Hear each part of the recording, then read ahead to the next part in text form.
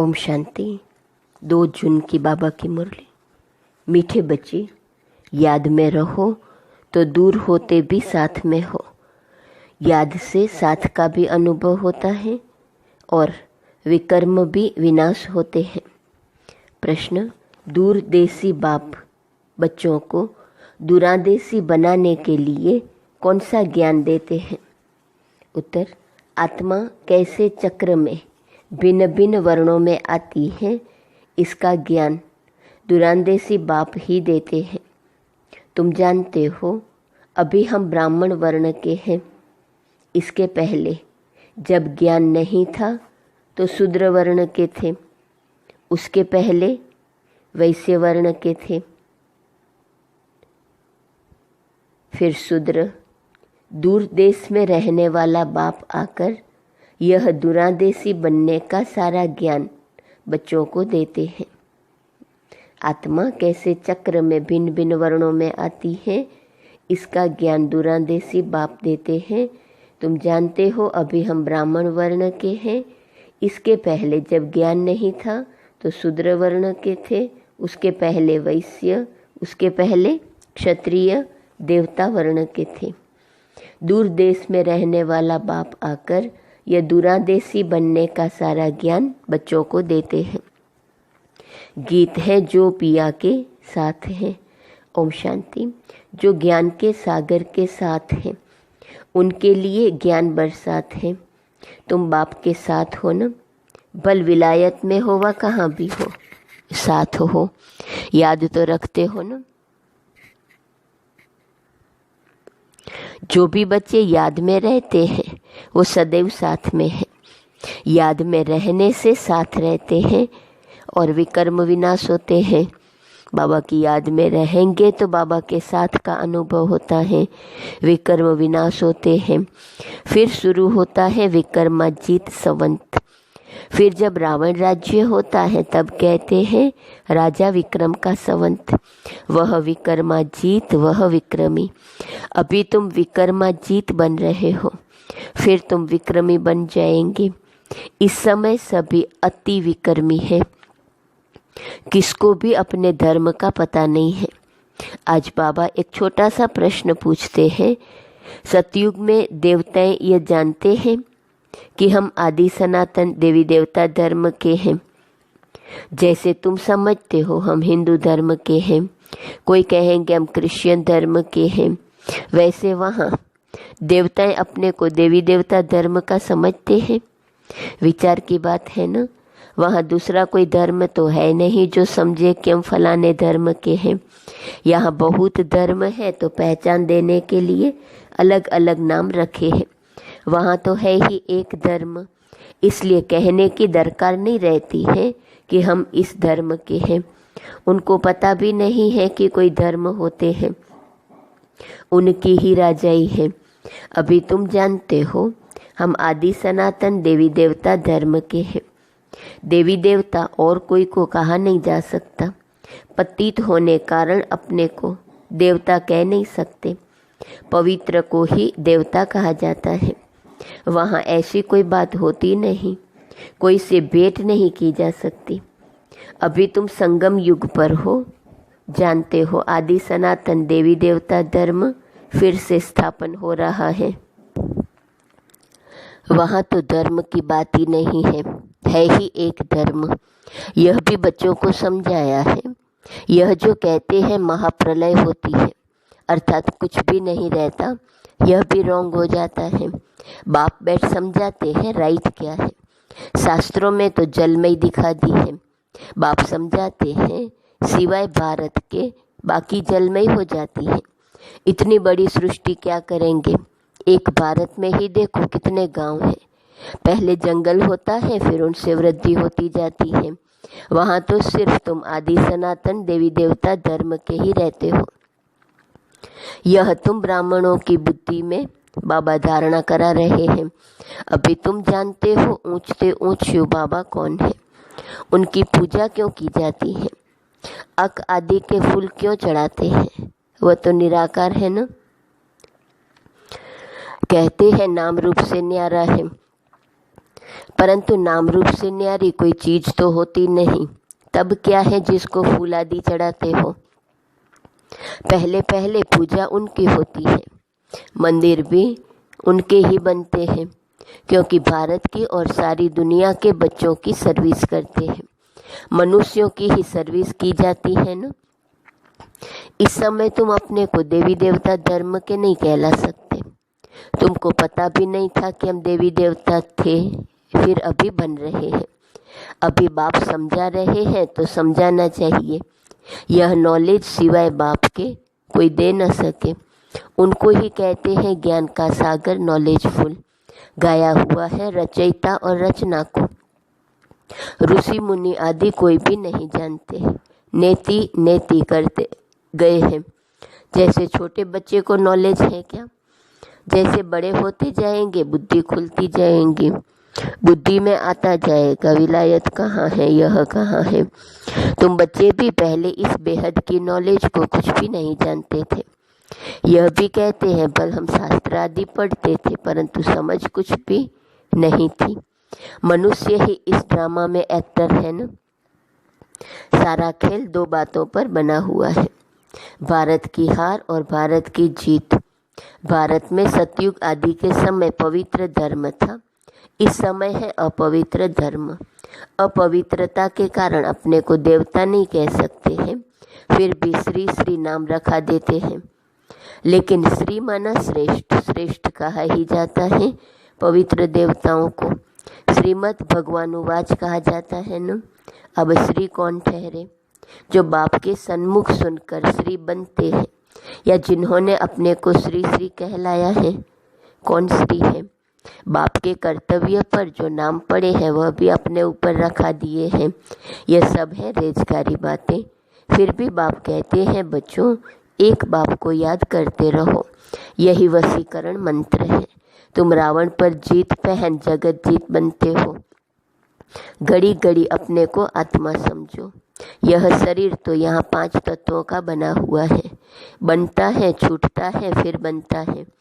अब आत्मा तो अविनाशी है। अविनाशी आत्माओं को अब अविनाशी बाप पढ़ा रहे हैं संगम युग पर। फल कितने भी विघ्न आदि पड़ते हैं, माया के तूफान आते हैं, तुम बाप की याद में रहो। तुम समझते हो हम ही सतो प्रधान थे, फिर तमो प्रधान बने हैं। तुम्हारे में भी नंबरवार जानते हैं। तुम बच्चों की बुद्धि में है, हमने ही पहले पहले भक्ति की है। जरूर जिसने पहले पहले भक्ति की है उसने ही शिव का मंदिर बनाया, क्योंकि धनवान भी वह होते हैं न। बड़े राजा को देख और भी राजाएं और प्रजा भी करेंगे। यह सब है डिटेल की बातें। 1 सेकंड में जीवन मुक्ति कहा जाता है, फिर कितने वर्ष लग जाते हैं समझाने में। ज्ञान तो सहज है, उसमें इतना टाइम नहीं लगता है जितना याद की यात्रा पर लगता है। पुकारते भी हैं बाबा आओ, आकर हमको पतित से पावन बनाओ। ऐसे नहीं कहते कि बाबा हमें विश्व का मालिक बनाओ, सब कहेंगे पतित से पावन बनाओ। पावन दुनिया कहा जाता है सतयुग को, इनको पतित दुनिया कहेंगे। पतित दुनिया कहते हुए भी अपने को समझते नहीं, अपने प्रति घृणा नहीं रखते। तुम किसके हाथ का नहीं खाते हो तो कहते हम अछूत हैं क्या? अरे तुम खुद ही कहते हो ना, पतित तो सब है ना। तुम कहते भी हो हम पतित हैं, देवताएं पावन हैं, तो पतित को क्या कहेंगे? गायन है ना, अमृत छोड़ विष काहे को खाए, विष तो खराब है ना। बाप कहते हैं यह विष तुमको आदि मध्य अंत दुख देता है, परंतु इनको पॉइजन समझते थोड़े ही है।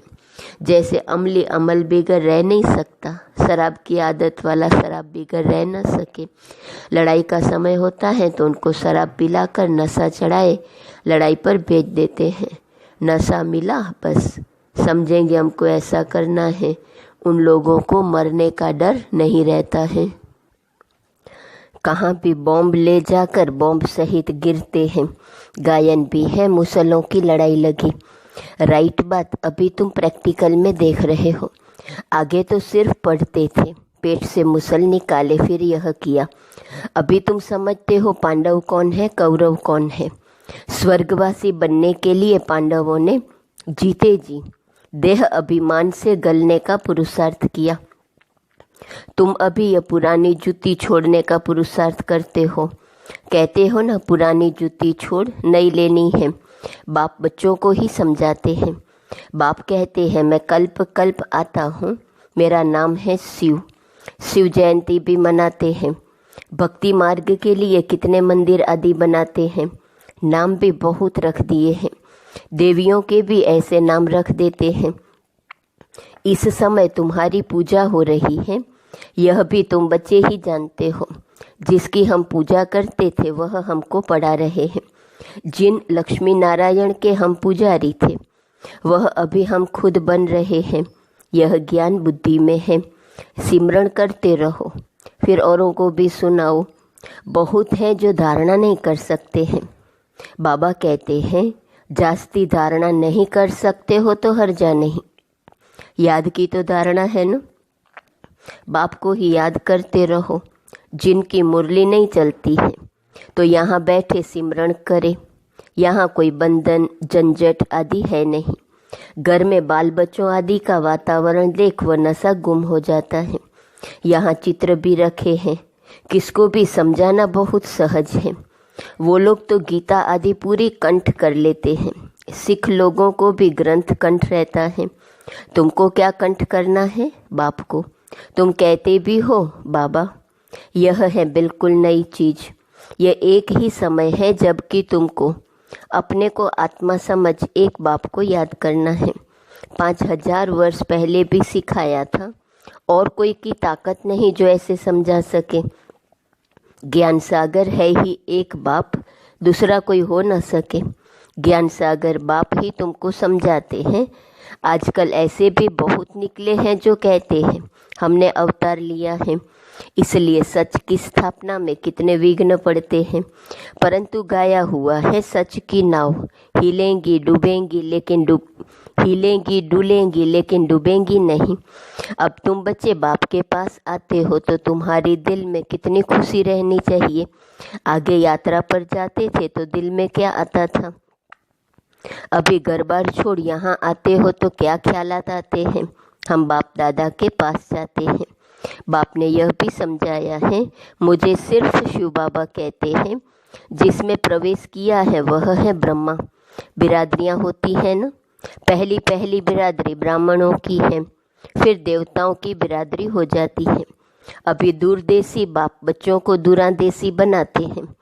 तुम जानते हो आत्मा कैसे सारे चक्र में भिन्न भिन्न वर्णों में आई है। इसका ज्ञान दूरादेशी बाप ही देते हैं। तुम विचार करेंगे, अभी हम ब्राह्मण वर्ण के हैं। इसके पहले जब ज्ञान नहीं था तो शूद्र वर्ण के थे। हमारा है ग्रेट ग्रेट ग्रैंडफादर, ग्रेट शूद्र, ग्रेट वैश्य, ग्रेट क्षत्रिय। उनके पहले ग्रेट ब्राह्मण थे।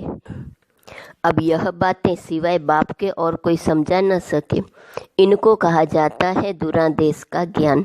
दूर देश में रहने वाला बाप आकर दूर देश का सारा ज्ञान देते हैं बच्चों को। तुम जानते हो हमारा बाबा दूर देश से इसमें आते हैं। यह पराया देश, पराया राज्य है। शिव बाबा को अपना शरीर नहीं है और वह है ज्ञान का सागर। स्वर्ग का राज्य भी उनको देना है। श्री कृष्ण थोड़े ही देंगे, शिव बाबा ही देगा। श्री कृष्ण को बाबा नहीं कहेंगे। बाप राज्य देते हैं, बाप से ही वर्षा मिलता है। अभी हद के वर्षे सब पूरे होते हैं। सतयुग में तुमको यह मालूम नहीं रहेगा कि हमने यह संगम पर 21 जन्मों का वर्षा लिया हुआ है। यह अभी जानते हो हम 21 जन्मों का वर्षा आधा कल्प के लिए ले रहे हैं। 21 पीढ़ी यानी पूरी आयु। जब शरीर बूढ़ा होगा तब समय पर शरीर छोड़ेंगे। जैसे सर्प पुरानी खल छोड़ नई ले लेते हैं, हमारा भी पाल्ट बजाते बजाते यह चोला पुराना हो गया है। तुम सच्चे सच्चे ब्राह्मण हो, तुम्हें ही भ्रमरी कहा जाता है। तुम कीड़ों को आप समान ब्राह्मण बनाती हो। तुम्हें कहा जाता है कि कीड़े को ले आकर बैठ भूं भूं करो। भ्रमरी भी भूं भूं करती है, फिर कोई को तो पंख आ जाते हैं, कोई मर जाते हैं। मिसाल सब अभी के हैं। तुम लाडले बच्चे हो, बच्चों को नूरे रत्न कहा जाता है। बाप कहते हैं नूरे रत्न, तुमको अपना बनाया है तो तुम भी हमारे हुए न। ऐसे बाप को जितना याद करेंगे पाप कट जाएंगे, और कोई को भी याद करने से पाप नहीं कटेंगे। अच्छा, मीठे मीठे सिकिलदे बच्चों प्रति माता पिता बाप दादा का याद, प्यार और गुड मॉर्निंग। रूहानी बाप की रूहानी बच्चों को नमस्ते। रूहानी बच्चों की रूहानी बाप को नमस्ते नमस्ते नमस्ते। धारणा के लिए मुख्य सार। पहली पॉइंट, जीते जी देह अभिमान से गलने का पुरुषार्थ करना है। इस पुरानी जुत्ती में जरा भी ममत्व न रहे। दूसरी पॉइंट, सच्चा ब्राह्मण बन कीड़ों पर ज्ञान की बूं बूं कर उन्हें आप समान ब्राह्मण बनाना है।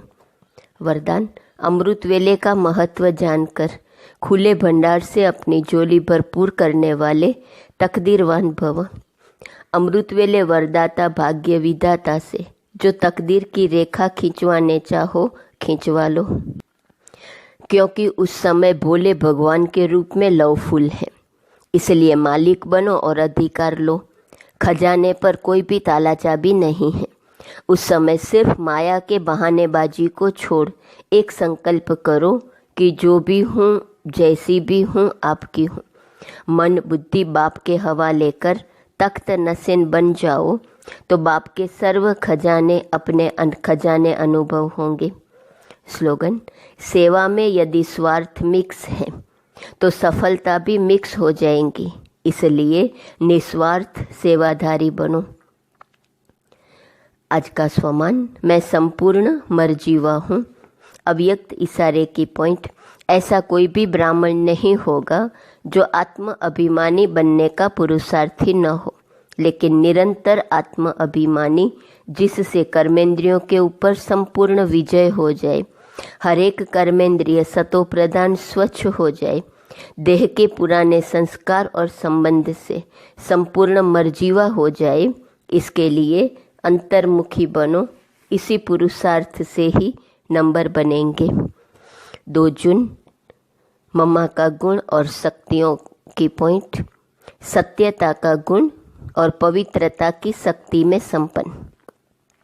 जैसे मम्मा अपने सत्य स्वरूप में सदा स्थित रह पवित्रता की देवी बन गई, उनके सामने कोई अपवित्र आत्मा ठहर भी नहीं सकती थी। उनकी दृष्टि में पवित्रता की ऐसी शक्ति थी जिससे आसुरी पवित्र संस्कार वाली आत्माओं के अशुद्ध संकल्प भी परिवर्तन हो जाते। ऐसे हम सभी अपने सत्य स्वरूप आत्मिक स्वरूप में स्थित रहने का अभ्यास करें, आत्मा को देखें और नेचुरल आत्म अभिमानी स्थिति बनाएं। ओम शांति।